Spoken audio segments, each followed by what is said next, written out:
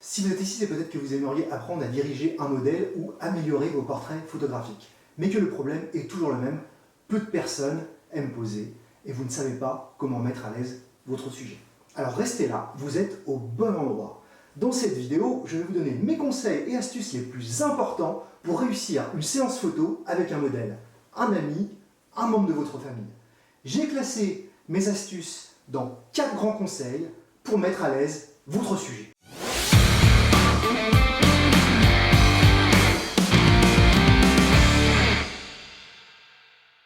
Vous aimez poser? Vous êtes à l'aise avec ça? Trop bien pour vous. Moi, je déteste ça. Je ne suis pas à l'aise, je me trouve moche, trop vieux, trop gros, trop ridé, sans cheveux, avec un gros nez, la totale. Et c'est ok, c'est normal, on est nombreux à être comme ça. Alors mon premier conseil, ça va être dédramatiser. C'est normal d'être mal à l'aise, c'est normal de dire que c'est normal, ça fait du bien de l'entendre. Alors dites-le, ça rassure, ça déculpabilise, ça dédramatise. Et il faut se dire un truc, même les plus grands professionnels du cinéma et du showbiz, et même des modèles pro, stressent, on le tracte, sont mal à l'aise. C'est inhérent à tout être humain. On est critique avec sa propre image. Rares sont les personnes qui se trouvent bien sur chacune des images. Et puis, il y a ce truc-là, la phrase que j'entends à chaque fois qu'on a tous entendu, ou presque, « Je ne suis pas photogénique ». Mais c'est quoi la photogénie? Bon, déjà, on est d'accord que c'est plus une phrase pour dire, une phrase pour tout, pour dire je suis mal à l'aise, je stresse, ou je ne me plais pas en photo, mais la photogénie c'est un mythe. Vous croyez quoi, qu'une photo c'est parfait du premier coup? Bon, il y en a sûrement qui y arrivent, mais dans mes rushs, vous avez trouvé quoi? Et dans les vôtres? Des yeux fermés, des bouches de traviole, des yeux qui se touchent, des yeux qui louchent, des crottes de nez qui pendent. Bah ouais, il n'y a que des grands photographes de portrait qui déclenchent une fois, pile au bon moment, au bon millième de seconde, et clac, c'est dans la boîte. Au revoir et à la prochaine. Il n'y a pas de mauvais sujet, il n'y a que des mauvais photographes. D'ailleurs, il y aura un sujet prochainement en vidéo sur le sujet. Voilà. Alors ça aussi, dites-le, ce n'est jamais de la faute du sujet ou du modèle, c'est toujours de la faute du photographe si ça ne marche pas. Ça arrive que pendant une séance photo, on sente que c'est foireux, que le fond ça va pas, que la pose est pas bonne. Et au début, comme vous peut-être, je stressais et je verbalisais cette frustration. Mais non, soit vous êtes d'un naturel positif et je vous aime, je vous adore, j'adore les gens toujours positifs, soit si comme moi vous êtes un grand stressé, vous avez des tendances à râler, voilà. Travaillez là-dessus, travaillez sur vous-même, restez positif au moins pendant une séance photo. Et ça c'est un conseil en soi. Si, je vous jure, on y arrive très bien. Même quand on est un no man de base, allez voir le film Yes Man avec Jim Carrey, c'est loin d'être un chef-d'œuvre, mais vous comprendrez la référence. Alors comment pouvez-vous faire pour rester positif dans la vie, s'entourer de gens positifs? Ou quand vous rencontrez des gens positifs, inspirez-vous, prenez exemple sur ces personnes-là. Du coup, pendant une séance photo, alors, ne dites pas que ça va pas. Bah si, ça va pas, parce que oui, c'est vrai que ça va pas. Dites, on va tenter autre chose, on va essayer comme ça, on change d'endroit, je te propose une autre pause. Mais pour rester positif, c'est facile à dire, mais il faut quand même être pas trop stressé. Ce qui m'amène à mon deuxième conseil. Et mon deuxième conseil est préparer votre séance. Pour que votre sujet modèle soit détendu, il faut que vous-même soyez à l'aise. Et pour cela, rien de tel qu'être au clair techniquement. Je parle ici de savoir se servir de son appareil photo, pas forcément d'être un as du cadrage. Alors pour cela, j'ai 2 conseils techniques qui sont pour moi les plus importants quand on commence la photographie ou avec un nouvel appareil photo numérique ou même argentique. Premièrement, lisez le foutu manuel, bordel.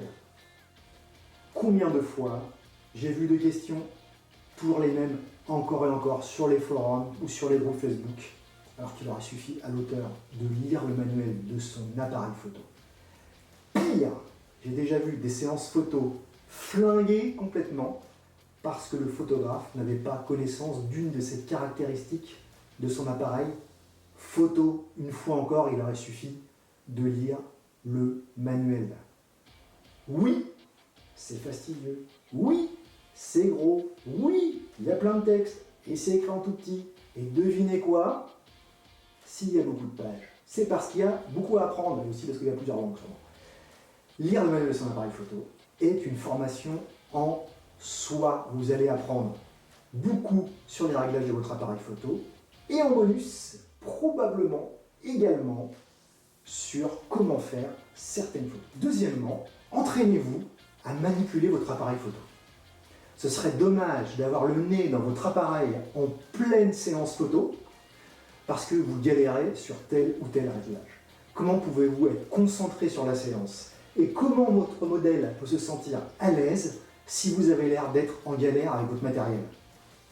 Si vous débutez ou que vous venez de changer d'appareil photo, il est important de maîtriser cet outil parfaitement. Le meilleur moyen est, selon moi, de vous entraîner comme un ninja. Vous devez presque savoir manipuler les réglages en ayant les yeux fermés.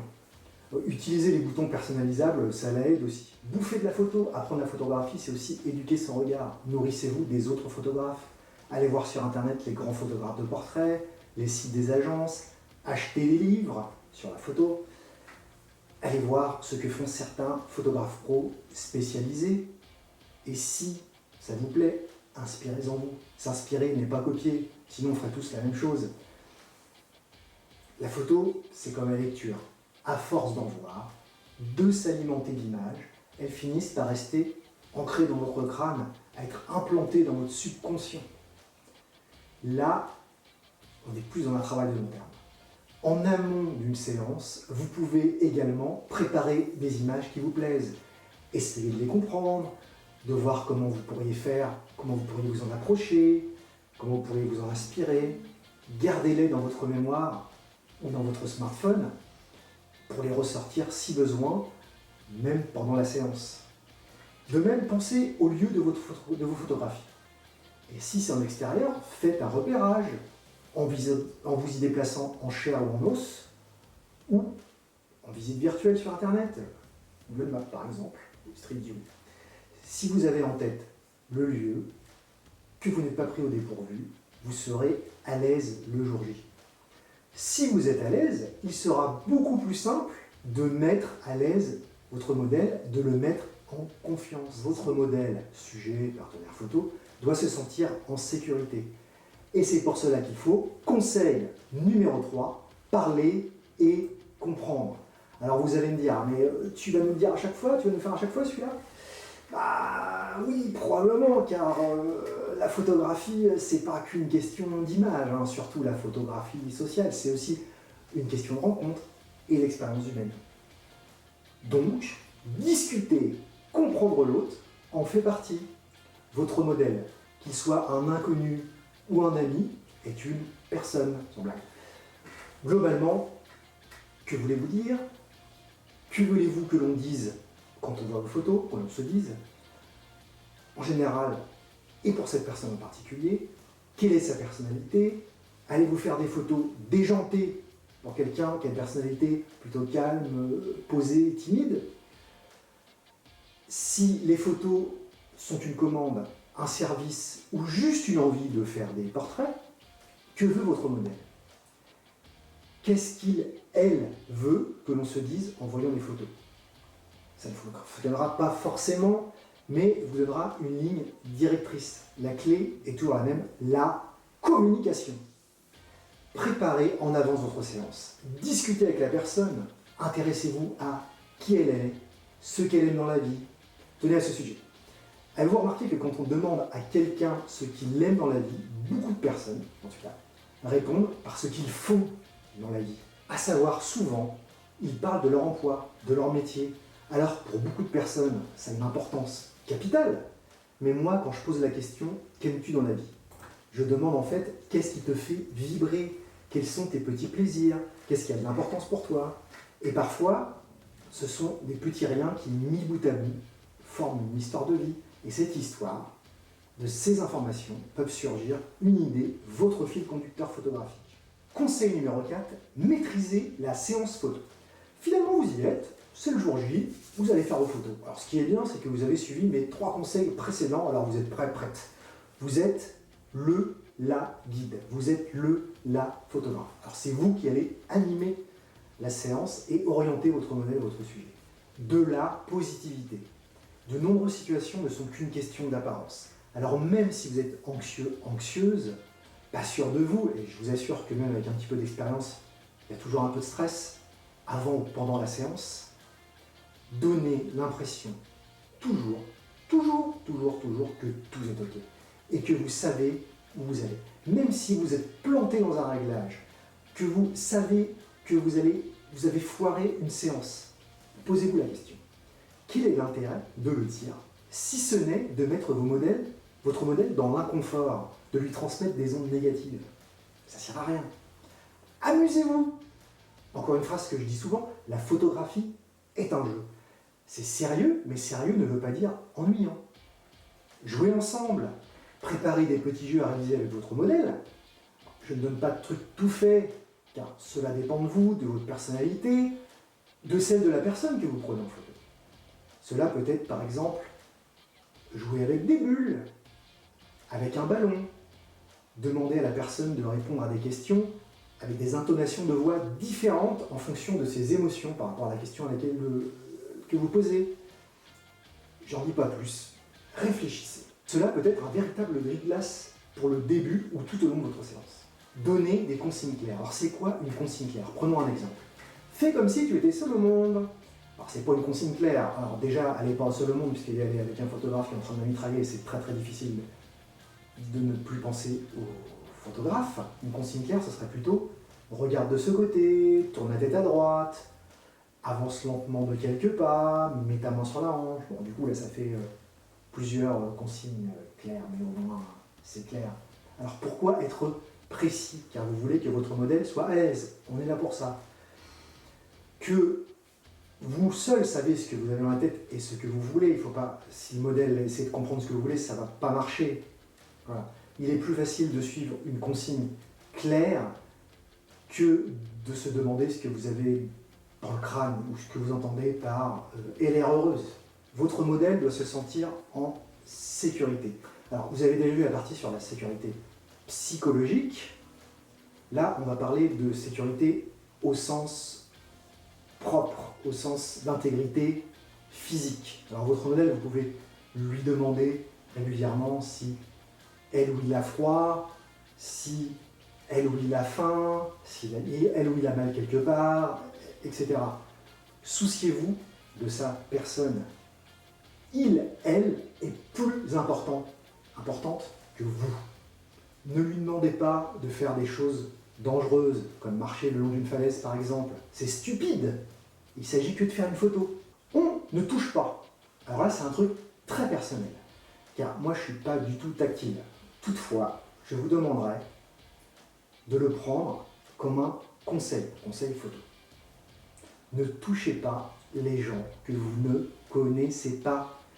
Et si toutefois vous en avez besoin, pour montrer quelque chose, pour montrer une pose par exemple, demandez l'autorisation avant.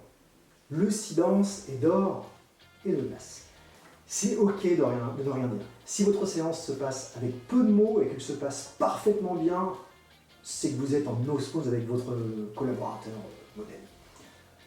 Ou que votre modèle est une super pro, ou que vous ne vous rendez pas compte que en fait, tout se passe très mal avec ses formes. Le silence mériterait un long passage à lui tout seul. C'est ok d'avoir des silences. Parfois dans une séance, je passe de moments où je suis complètement logoréique à des temps calmes et de silence plus intimes.